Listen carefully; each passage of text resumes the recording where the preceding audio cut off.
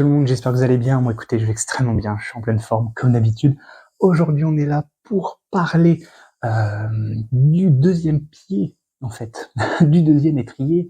Alors, c'est vrai que j'avais dit normalement dans la vidéo de 1000 sabords que je ne ferai pas les jeux dans l'ordre chronologique, parmi lesquels, voilà, fallait bien commencer quelque part, donc j'ai pris 1000 sabords, mais je me suis dit le deuxième, qu'est-ce que je peux prendre? Je me suis dit, je peux malheureusement, j'ai pris la métaphore, j'ai pris la métaphore de l'étrier. Je ne pouvais pas passer à côté du deuxième. Surtout qu'en plus, celui-là, il est assez important pour moi, parce que c'est mon tout premier jeu, vraiment jeu de société,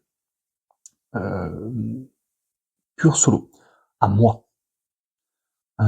Parce que c'est pas forcément le premier que j'ai testé, hein, mais c'est vraiment le premier jeu de société solo que j'ai eu.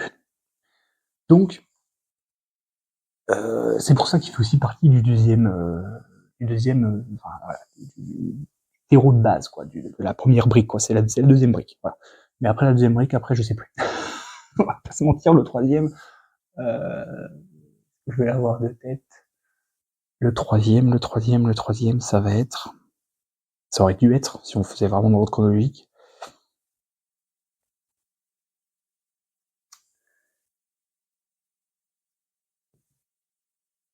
Alors, je sais pas si on le voit, je sais pas si vous le voyez à la caméra, ce serait peut-être le trésor de David Jones, peut-être, le troisième. Ouais. Et le troisième, ça doit être trésor de David Jones, après il doit y avoir le siège de Valeria, ensuite peut-être Histoire of Mine, et peut-être ensuite Zombicide, enfin voilà, et ainsi de suite. Donc, vous voyez, j'ai même des petits trous de mémoire. Bref. On est là donc pour parler, voilà, aujourd'hui, de Dungeon Fighter deuxième édition. Je n'ai pas testé la première édition. N'hésitez pas à mettre en commentaire si... alors je sais que je crois que si j'ai bien compris, je regarde juste vite fait ma note qui est sur l'iPad juste là. De ce que je comprends en tout cas sur Ludum, parce que j'ai pris Ludum comme référence, on va dire, c'est 10 ans après.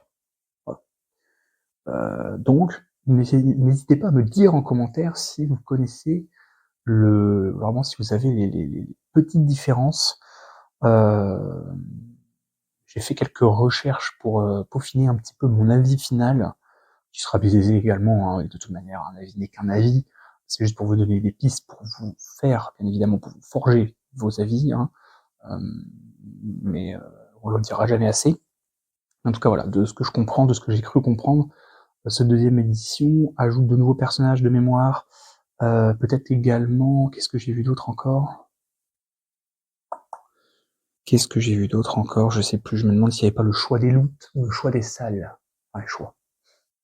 On y reviendra quand on fera une partie solo.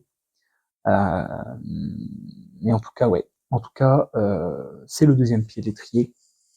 Enfin, le deuxième, voilà, le deuxième étrier, on va dire ça comme ça. Regardez, cette métaphore est bien. Ce deuxième étrier, donc j'étais quand même obligé, et puis mon tout premier jeu solo, donc forcément, il fallait bien qu'il y ait un petit début de pourquoi, du comment. Mais de toute façon, je vais rentrer un peu plus dans le détail. On va ouvrir la boîte, on va regarder ce qu'il y a dedans. Je vais vous donner le prix, hein. Cette fois-ci, je ne vais pas oublier de vous donner le prix. On va détailler tout ça, je vais vous expliquer un petit peu pourquoi et comment j'ai eu ce jeu entre les mains. Tout en même temps, dans cette vidéo sera assez longue, je le préviens direct, donc posez-vous, prenez un truc à manger ou un truc à boire, parce que je vous ferai en même temps un petit, vous avez vu dans le titre, un petit tuto astuce, on va dire ça comme ça, petit conseil pour ceux qui trouveraient le jeu trop difficile et qui tomberaient dans des petits pièges peut-être un petit peu appâtants, parce que le jeu a cette tendance un peu à faire ça, voilà, un diamant d'innocence, voilà, tout le monde a la ref, donc vous voyez, ce petit côté voilà un petit peu appâtant, on peut dire ah ouais c'est pas mal, et puis après dans les faits, c'est plus la même. Donc voilà, on va tout de suite voir ce qu'il y a à l'intérieur et discuter un peu de tout ça ensemble. Donc on se retrouve dans quelques secondes, dans quelques millièmes de secondes pour vous, et dans quelques minutes pour moi, le temps que je me mettre dans le bon sens. Et puis, je vous dis à tout de suite pour voir ce qu'il y a dans la boîte. On y va, c'est parti. Ok, alors, voyons voir ce qu'il y a à l'intérieur de cette magnifique boîte de Dungeon Fighter. Alors, c'est vrai que la première fois que je vois cette boîte, déjà c'est la première fois que je rentre dans un magasin de jeux, pour tout vous dire, et je la prends par feeling en fait.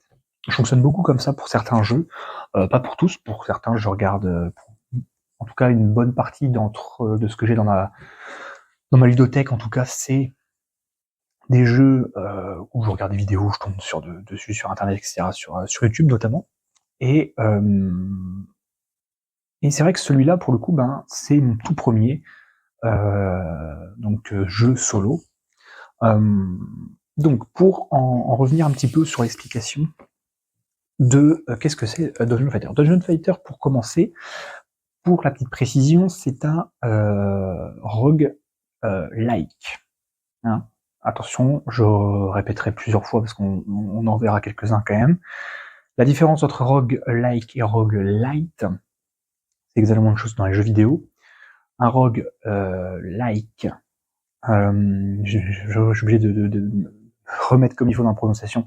Un roguelike, c'est qu'en gros, souvent c'est dans un donjon, la plupart du temps, quand on meurt, on perd tout ce qu'on a pu collecter, que ce soit le loot, que ce soit les pièces d'or, etc., etc.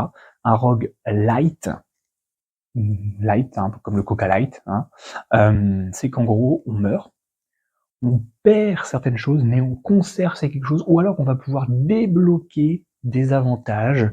Ça pourrait être du loot supplémentaire, ça peut être, ça peut être, je ne sais pas moi, des points de vie, ça peut être. L'or, c'est rarement conservé quand même. C'est quelque chose d'assez, je sais pas. L'or, c'est rare, c'est plutôt des choses où on peut vers level up quelque chose, ou améliorer un équipement, etc. Donc, là, faut savoir, Dungeon, je vais y arriver, Dungeon Fighter deuxième édition, en tout cas, je pense que même la première c'était le cas, c'est un roguelike. Donc déjà, c'est quand même important. La deuxième chose aussi qu'il faut savoir, c'est que c'est un jeu de dés, et qui mélange jeu de dés et adresse. Donc c'est-à-dire que si vous êtes quelqu'un qui est pas très à l'aise, qui est pas forcément... Alors il n'y a pas de question de une question de souplesse, même s'il y a des petits trucs qui sont un peu plus difficiles que d'autres, mais c'est beaucoup de choses avec nos mains quand même. C'est beaucoup de choses, voilà, il y a quelques jets de dés qui demandent une petite souplesse, mais ça va. Il y en a un en particulier, je pense, qui est vraiment, il faut être assez souple. Le reste, bon, ça peut être avec la tête aussi. Il y a certaines choses avec la tête, mais c'est voilà, beaucoup quand même. On joue avec le dé avec la main. Donc voilà, faut quand même être au courant de tout ça. J'ai ma tablette ici pour le prix tout à l'heure. On va quand même ouvrir cette magnifique boîte qui est une boîte classique. Hop, ici. Nous avons donc la magnifique règle. Et on va regarder ce qu'il y a à l'intérieur. Hop là, c'est parti. Et là, on ne peut être que heureux. Hein. On ne peut être on ne peut qu'applaudir réellement, parce qu'en fait, voilà quoi. Je pense que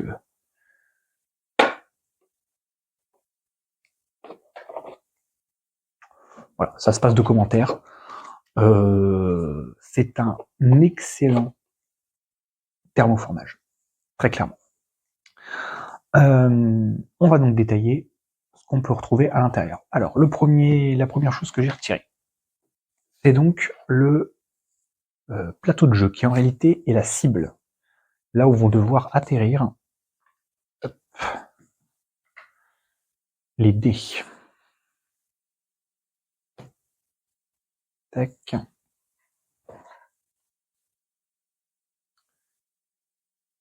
Et voilà. Alors, je vais pas tout vous expliquer, je vais pas vous revenir sur chaque point de règle, on le fera quand on jouera. D'ailleurs, petite info par rapport à ça.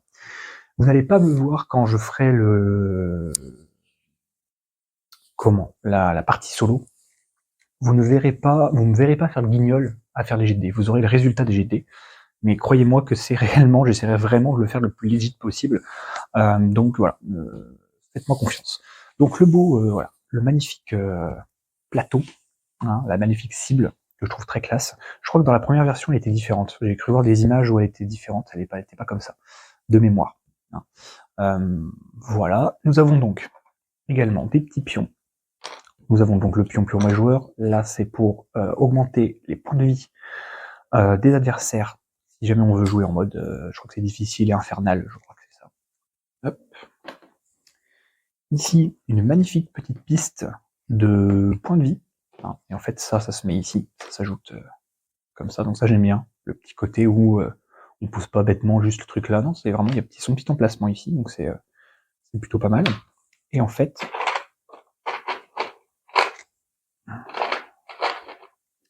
vous avez donc vos jetons de points de vie du monstre. Donc c'est un cœur, vraiment il est assez visible à la caméra. Un cœur avec des veines et des pics picots. Donc voilà. Donc petit jeton, voilà, tout bête, hein, vraiment tout bête. Et on a exactement la même chose pour nous, c'est la même chose. C'est des petits cœurs avec une sorte de petite liane autour. Voilà. Comme petit drain. On dirait un petit drain un petit peu. Très sympa. J'aime beaucoup. C'est tout bête, mais ça fait le taf. Franchement. Ici, nous avons encore des pions, donc ça c'est pour les activations de certains personnages. J'y reviendrai quand on fera la partie tuto dans cette vidéo. Les fiches personnages. Notre plateau inventaire, ça j'aime bien, c'est assez rigide. Là où les fiches perso, bon c'est voilà, du carton, enfin, c'est un carton un peu souple. Bon, j'ai envie de dire c'est pas très grave, mais c'est vrai que c'est intéressant d'avoir quand même un petit truc un peu rigide, c'est toujours sympa. Voilà, les pièces, bon, format plastique classique, hein, voilà. Mais ça fait le taf. Franchement, les dés, ah bah que dire des dés gravés, hein, donc ça c'est parfait. Vu comment ils finissent souvent par terre, heureusement que c'est pas des dés en bois par exemple, des machins, parce que là, alors là, des dés en bois ça aurait été terrible. Ou des dés même avec simplement collés, ça serait usé, ça serait tout ce que vous voulez. Donc voilà, il y a deux types de dés, on a les dés principaux et puis les dés bonus. Alors la différence c'est qu'en fait vous avez l'œil, là où l'œil ici vous avez une chance sur 2 de tomber dessus, là vous avez qu'une chance sur 6. Voilà, c'est ça la différence. On y reviendra après dans le tuto pour les spécificités, on va dire. On va pas forcément venir sur les points de règle tout de suite, on verra ça dans la vidéo de partie solo, parce que je veux vraiment dissocier les trucs. Nous avons ici des pions cicatrices, voilà, qui se posent en fait sur les plateaux joueurs, voilà. Et nous avons ici un énorme paquet de cartes, avec donc les boss ici, une grosse pile de monstres, une grosse pile de loot, et les cartes lieu du donjon.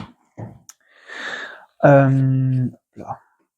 Carte boss, donc il y a une petite, voilà, il y en a pas tant que ça, mais franchement c'est suffisant pour avoir quand même le choix entre guillemets. Alors c'est pas vraiment un choix, on va tirer au sort, mais voilà, il y a, je crois, il y en a 6. Voilà, alors il y a des petits clins d'œil dans le jeu parce que le jeu est voilà thème medieval fantasy, mais avec une petite touche d'humour. Bon, la première référence, hein, voilà, Donjon le Dragon. Bon, on l'avait, hein, évidemment. Même celui-là, hein, je pense que là, beaucoup de gens l'auront également. Gerolzilla, bon, pareil. Voilà, il y a plein de références, donc ça c'est plutôt cool. Ça j'aime bien. Des petites phrases un peu rigolotes. La même chose pour les monstres. Alors ce que j'aime bien, c'est que les monstres sont donc répartis par catégorie. Vous avez niveau 1 à 4. Et en fait, quand vous faites la mise en place, je vous l'explique vite fait, mais de toute façon, on la verra ensemble. Vous prenez tout le stock de niveau 4. Vous en prenez un certain nombre de niveau 1, un certain nombre de niveau 2, un certain nombre de niveau 3.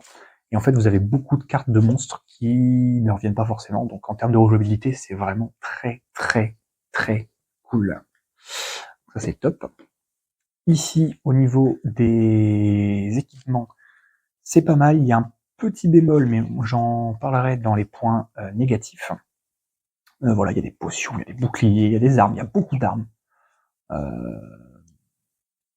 Il y a vraiment pas mal d'armes, il y a pas mal de potions également, donc ça pareil, Je vous montrerai un petit peu quelques potions qui sont quand même assez utiles dès qu'on les voit, il faut vraiment pas hésiter à les acheter. Et nous avons ici les cartes lieux qui, de mémoire, sont tous différents, il y a juste les effets peuvent varier un petit peu. Et donc en fait, vous avez 3 chapitres, 3 niveaux à atteindre, et à chaque fois vous avez les niveaux campement, il faut atteindre un niveau 10 de campement. Voilà, minimum 10. Donc voilà un petit peu pour l'équipement, n'importe quoi, pour ce qu'il y avait dans la boîte. Franchement, c'est un matériel qui est assez quali, les cartes peut-être un petit peu moins, il n'y a pas le petit nid d'abeille, mais moi je trouve qu'elles ont un bon poids, un bon grammage. Ouais, elles sont assez rigides, elles sont pas forcément très souples, mais ouais, franchement, c'est pas mal. Alors, on a tout ça, donc les plateaux, les machins, les trucs, tout ça pour combien? Alors je reprends ma tablette, hop là. Donc je suis sur Ludum, petite pour votre information. Prix conseillé, 36€, j'arrondis, hein. Et prix avec les 10% du pass d'or, ce qui est mon cas, le jeu tomberait à 32€. Eh ben, je vais vous dire une bonne chose, je ne peux encore une fois qu'applaudir, parce que un jeu comme celui-là, avec une richesse qui est quand même présente, il y a quelques petits trucs, mais j'y reviendrai encore une fois dans la vie, ou dans la conclusion, je verrai. J'essaierai de vous faire une sorte de début de quelque chose, on verra. Mais franchement, non, c'est vraiment très très bien. On a des beaux dégravés. En plus, on en a une certaine, voilà, on en a quand même 12, hein, c'est pas rien. Même si effectivement, c'est un peu, voilà, pour les des bonus, il n'y a qu'un seul œil. On est bien d'accord. Voilà, les jetons sont de bonne qualité, hein, que ce soit les jetons, voilà, comme j'ai dit, les jetons un peu bonus ou même les jetons pour les joueurs ici. Je dirais que l'épaisseur est assez. Ouais, il y a quand même une épaisseur. Je sais pas, j'ai l'impression qu'ils sont un chouïa plus épais de ce qu'on a d'habitude. Mais ça doit être moi, je pense que non. Je pense qu'ils sont identiques à ce qu'on a d'habitude en termes d'épaisseur. Voilà, je trouve l'idée des petits pions cœur, c'est tout mignon, j'aime bien. Moi je trouve ça sympa, il n'y a pas besoin forcément, voilà, surtout que là en plus en termes de points de vie, c'est pas comme si on avait 25 ou 30, non, on a que 9 points de vie. Donc déjà, partant de ce postulat-là, il n'y a pas forcément besoin d'aller chercher beaucoup de choses. Donc non, franchement, pour une trentaine d'euros, voilà, voilà, en gros, un peu moins de 40€, non, c'est pas du vol. Voilà, c'est vraiment pas du vol. Il y a quelques trucs, mais c'est au niveau des points de règle plutôt que vraiment du matériel. Il y a un petit bémol, mais j'y reviendrai. Il y a qu'un seul petit truc que j'aurais quelque chose à dire, mais sinon le reste, franchement, est plutôt qualitatif. Parce qu'effectivement, on pourrait dire ouais, mais les pièces en métal, ouais, mais les pièces en métal, ça coûte très cher. Ça coûte très très cher. Alors au pire, si on a des jeux, moi j'ai des jeux où on utilise des pièces en métal, je pourrais l'utiliser. Mais pour vous montrer, j'utiliserai vraiment les pièces fournies dans le jeu. Voilà un petit peu pour ceux qui voulaient découvrir le matériel du jeu, pour ceux qui seraient intéressés par le jeu. Maintenant, ceux qui n'ont pas encore le jeu, qui ne l'ont pas acheté, alors vous pouvez rester sur la vidéo, vous n'êtes pas obligé de quitter, mais vous n'allez pas forcément comprendre, parce que là je vais aller un peu plus en détail dans mes petits tips, mes petites astuces pour le mode solo de joueur, c'est exactement le même, au niveau des choix des personnages et au niveau de l'équipement à absolument avoir quand on fait une partie. Je ne parlerai pas du mode 3 joueurs et plus, parce que j'ai eu l'occasion de faire qu'une seule partie à 3 joueurs, qui était très intéressante, ça m'a semblé un peu plus facile, et bien un peu plus, mais en solo et 2 joueurs, c'est notre paire de manches. Donc, ceux qui n'ont pas forcément encore le jeu, vous n'allez pas forcément comprendre. Après, ça peut vous aider à vous faire votre avis, parce qu'on va détailler un petit peu les fiches de personnages, etc. Mais c'est plutôt cette partie de la vidéo sera plutôt pour les gens qui ont déjà le jeu et qui sont un peu perdus en se disant ah ouais, mais il y a des persos qui me tentent, mais je sais pas trop si je dois les prendre, etc. Je vais essayer de vous éclairer un petit peu. Encore une fois, ce n'est pas un truc pour gagner à tous les coups. Encore une fois, ces petites choses-là, hein, les dés sont souvent très capricieux, encore plus dans ce jeu parce que il y a quand même le système d'adresse. J'y reviendrai là dans la vidéo, dans cette partie-là justement, d'expliquer un petit peu les différents trucs. Donc voilà, on y va. Donc c'est parti. Alors déjà, première chose par rapport aux jets spécifiques. Donc les jets qui sont ici sur cette page-là. Moi je trouve qu'il y a des choses qui sont franchement très compliquées à faire. Parce qu'en fait, ce qu'il faut savoir, c'est voilà, tout comme vous le savez vous-même, mais il y a beaucoup les armes reprennent les différents types de lancers. Bon, je pense que dans le dos, on est tous d'accord pour dire que faut être vraiment un gros sadique pour choisir ces armes-là. Hein. C'est quoi? C'est l'épée rétroviseur ou l'armure rétroviseur, je sais plus comment elle s'appelle. C'est vraiment une galère. Souffler encore, pourquoi pas. À l'aveugle, bon, pourquoi pas.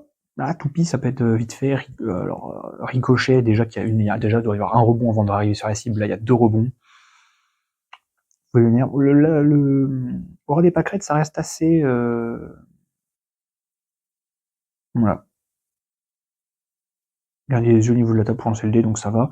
À distance, c'est terrible. À distance, c'est horrible. Pichinette, ça peut être, voilà, ça peut être compliqué. Qu'est-ce qui peut être assez simple entre guillemets? Peut-être les petits doigts. Je crois que c'est les couteaux de lancer qui utilisent ça. Et puis le poignet collé à la table. Voilà, le poignet collé à la table. Puis on a le dé là et puis on balance le dé comme ça. Voilà. Après, si on est à l'aise avec sa main gauche pour lancer les dés, ça peut être la main maladroite si on est droitier ou gaucher. Enfin voilà, vous faites comme vous voulez. La pirouette peut être assez vénère. Mais voilà, il y a quelques armes qui pour moi à éviter. Ou alors c'est que vraiment on a envie de se challenger en disant j'ai fini le donjon avec l'armure rétroviseur, mais moi je le conseille pas forcément. Maintenant au niveau des personnages. Alors premier truc. Il y a un personnage qui moi m'a toujours posé problème. Vous allez me dire en commentaire si je suis le seul. Moi, je trouve que Marvin est beaucoup mieux à jouer à 3, 4, 5, 6. Voilà. Parce qu'en vrai, voilà, le seul truc qui peut être intéressant, c'est le côté 3 potions. Voilà. Et du coup, il n'y a pas grand-chose pour se soigner. Il a ses dégâts perforants, mais bon, une arme peut le faire aussi. Sort temporel, c'est intéressant, mais il y a des gens qui ont des relances. Donc ça évite d'avoir un jeton, ça évite de... Voilà. Et puis bon, l'ennemi juré magie, bon.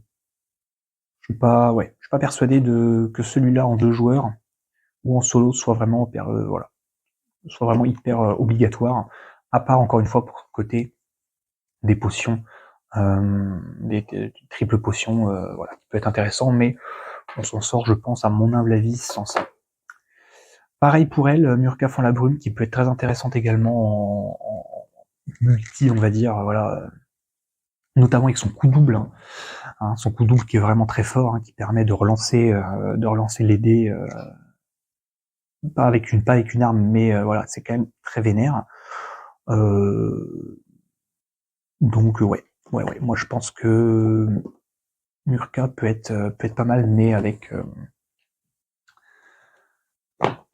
avec plusieurs personnes. Maintenant, Grasse-Coubinette, ça peut être, elle se défend aussi parce que elle a quand même une défense héroïque qui permet de prendre qu'un seul dégât, mais d'en infliger 4. Donc c'est quand même intéressant. Le dégât ciblé, j'en parle même pas. Ça peut être très fort. C'est-à-dire que vous faites un jet de dés pourri, encore une fois, vous savez vous-même.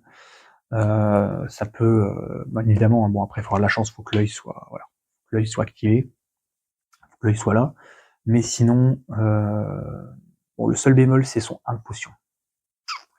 Ça peut être un peu chaud, mais sinon pour le côté compétence, pourquoi pas. Mais c'est encore une fois, c'est pareil, c'est pas forcément ce qu'il y a de mieux. Maintenant, là, ça y est, on commence à rentrer dans les persos qui peuvent être intéressants. Margaelda, pourquoi Margaelda? Bah déjà, elle a son auto-guérison, de 3 points de vie, qui est quand même bien cool. Elle peut détrousser, plutôt intéressant. L'écrasement, qui au début est pas forcément intéressant, mais qui peut l'être si notre donjon s'éternise un petit peu. Et puis le top du top, ben, c'est son 2 boucliers, quoi. Alors, petit bémol, voilà, une seule potion, mais alors 2 boucliers. Si on prend le bouclier d'or, on rappelle, c'est moins 3 points de vie, enfin moins 3 points de dégâts, en un seul combat, certes, mais une fois par combat, mais cumulé avec le bouclier commun, c'est 2, donc ça veut dire ça éviterait 5 dégâts. Intéressant.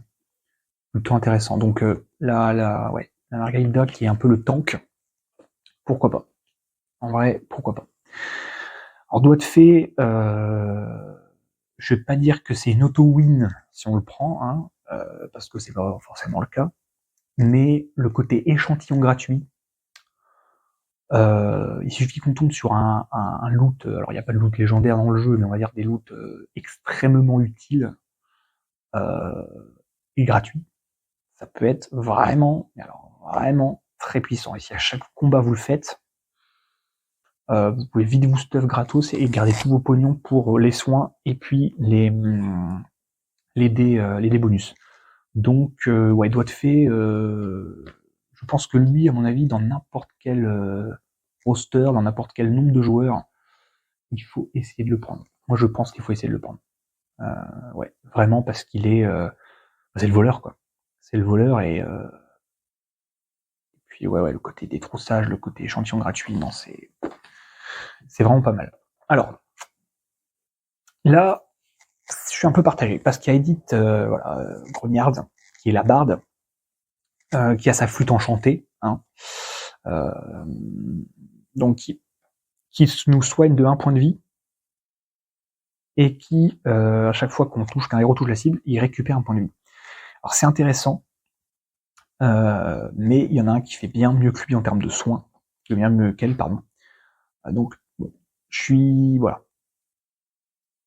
un peu mitigé sur ce côté-là, parce que le reste classique finalement c'est juste ça qui change, le reste on a quelques trucs qui reviennent. Ben, c'est le prochain d'ailleurs, justement. Donc elle, à voir. Peut-être à la limite à comboter.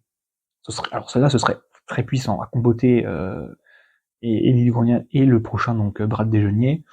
Là on serait là on serait quand même je crois que je l'ai jamais tenté ce combo. Mais non, je crois pas que je l'ai tenté. Mais pourquoi pas. À réfléchir, à méditer. Voilà, le soigneur du groupe, c'est lui. Hein. Moi, je trouve que ouais, Brad Déjeuner, le Hobbit. Hein. Je vous montre la carte, il y a une petite référence aux Océans Anneaux dessus. Je vous laisse la trouver. Hein. Voilà, vous mettrez pause. Donc la relance très pratique, hein, exactement comme Edith. Donc voilà, donc là c'est pour ça que pour le coup, Marvin a voilà. Est-ce que voilà, si on prend lui ou Edith, est-ce qu'on a vraiment besoin du sort temporel? La réponse, pas forcément non. Dans ce cas-là, si, c'est-à-dire qu'on prend lui, mais on prend un autre qui n'a pas de relance, donc bon, peut-être un peu risqué. Pourquoi je dis que c'est le soigneur du groupe, hein, encore une fois, pour rappel, il a Gueuleton, qui permet de soigner le groupe après donc la phase de repos, hein, et d'autant de points de vie que le niveau du monstre. Donc on pourrait dire ouais mais c'est qu'un point de vie ou que 2 machin, ouais mais hein, on rappelle les enfants que nous n'avons que 9 points de vie, donc ça descend très très très vite si je vous prends au pif. Hop, je coupe à peu près là, au niveau des niveaux 2 par exemple, hop, là et je prends, allez, hop, celui-ci, évidemment c'est le roi singe, il fait que 2 dégâts. Mais bon, il suffit qu'on rate, hein, 2, 4, 6, 8, ouais, en peu de temps, on peut vite être dans le mal. Donc, voilà, le côté soin après est quand même pas mal. Donc, voilà, puis la relance, bon, le démon, pourquoi pas, mais surtout ces deux-là, hein, on rappelle, c'est plutôt pas mal. Puis il a des équipements classiques en termes d'inventaire. Alors, Warlord, il peut être pas mal. Il peut être intéressant, pareil, petit bémol, parce que alors ok, son soin de groupe est intéressant, il est pas waouh, mais il est intéressant. Il évolue pas, quoi, ça qui est dommage. Là où Brad commence niveau 1 et après il évolue jusque niveau peut-être même 4, si vraiment vous êtes arrivé, si votre donjon s'éternise. En fait, le problème c'est courage, en fait. Le courage est bien, parce qu'on peut dire, ouais, 3 dégâts supplémentaires, oui, mais il faut que le monstre ait plus de points de vie que nous. qui, dès au début, n'est pas forcément le cas. Donc bon, celui-là, pareil, à comboter, peut-être à réfléchir avec avec quelqu'un qui nous ferait du soin, mais pas trop quand même. Je vais réfléchir avec qui pourrait être comboté celui-là.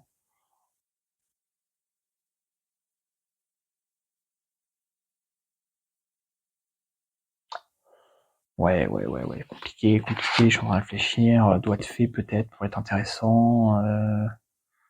Ouais, en fait ça dépend. Ouais, ça dépend du feeling, ça dépend de pas mal de choses. Maintenant après de toute façon, encore une fois, c'est pas là ce que je vous dis là, c'est pas gravé dans le marbre, hein. Encore une fois, c'est que mes petites astuces à moi. Pas obligé, ça se trouve certains vont me dire mais enfin avec tel personnage, moi j'ai réussi direct.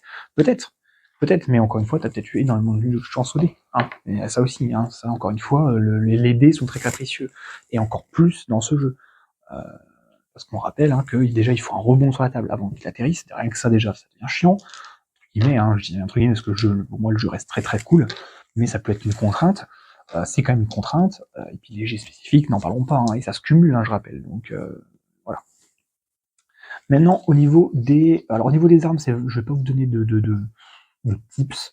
Moi, mon arme préférée, c'était celle que j'aime bien utiliser.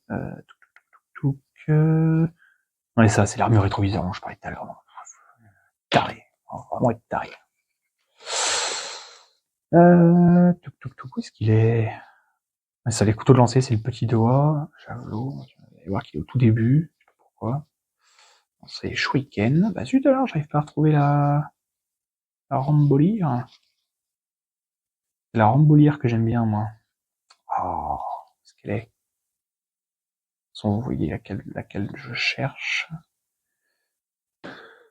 La grenade, le javelot, la hache. Voilà. Ah, Rambolière. Elle est tellement classe.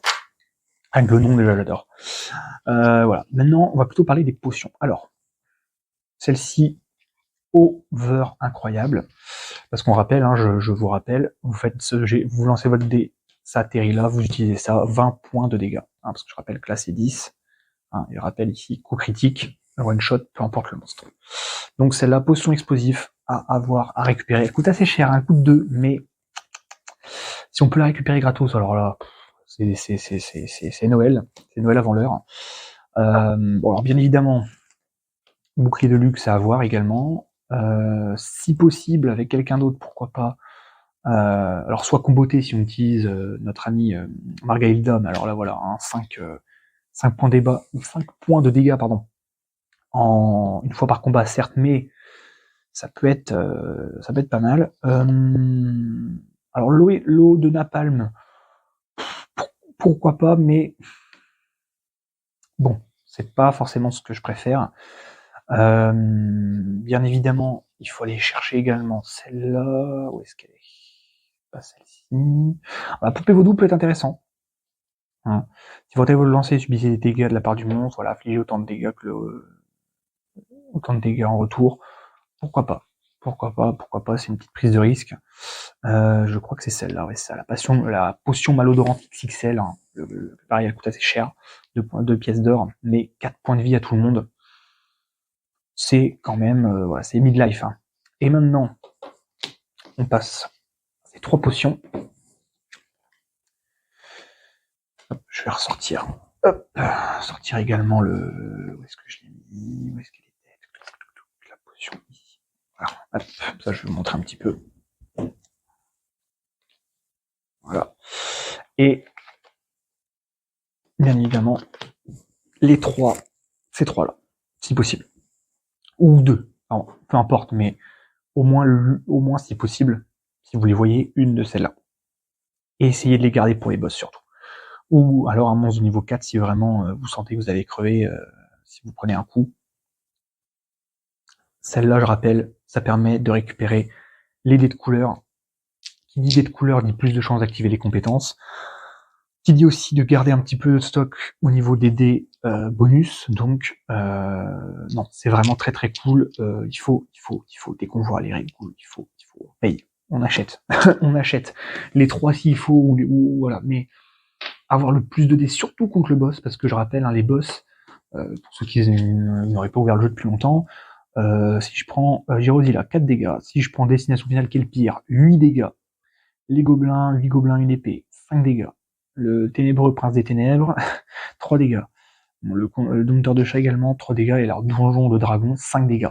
Donc je rappelle que voilà, on est dans une moyenne à tendance, je dirais 4 peut-être, quelque chose comme ça, 4 points de dégâts en moyenne.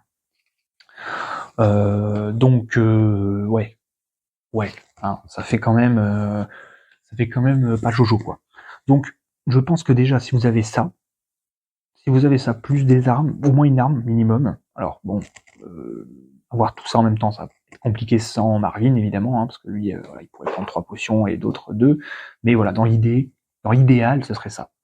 Maintenant, bien évidemment, si vous avez ça, hein, supputon, quelque chose comme ça, et que vous avez hein, tout le stock,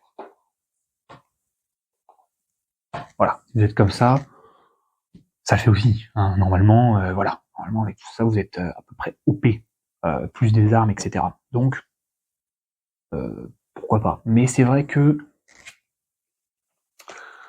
si on prend les persos de base, c'est-à-dire 2 potions et 2 potions, ça ferait 4 potions. Voilà, le top du top, ce serait quelque chose comme ça. Rouge, vert ou rouge, bleu, peu importe, mais voilà, ça serait un truc dans ce style-là. Voilà. C'est un petit peu ce que je peux vous donner comme conseil, parce que vraiment, essayez de vous faciliter la vie au maximum, vraiment au maximum. C'est pour ça que je vous dis que Doigt de Fée, c'est un perso qui est assez balèze, on dirait pas comme ça, hein, mais le côté détroussage qui permet, encore une fois, vous avez vu les items que je vous demande de prendre, entre guillemets, vous faites comme vous voulez, mais on est quand même, voilà, il y a quand même 3 items à 2 pièces d'or. Vous les avoir gratos pour garder ces 2 pièces d'or, parce que je rappelle, hein, un seul dé, 2 pièces d'or. Donc, ça coûte, ça coûte son petit pesant d'or, hein, sans mauvais jeu de mots. Donc, faites extrêmement attention à ça.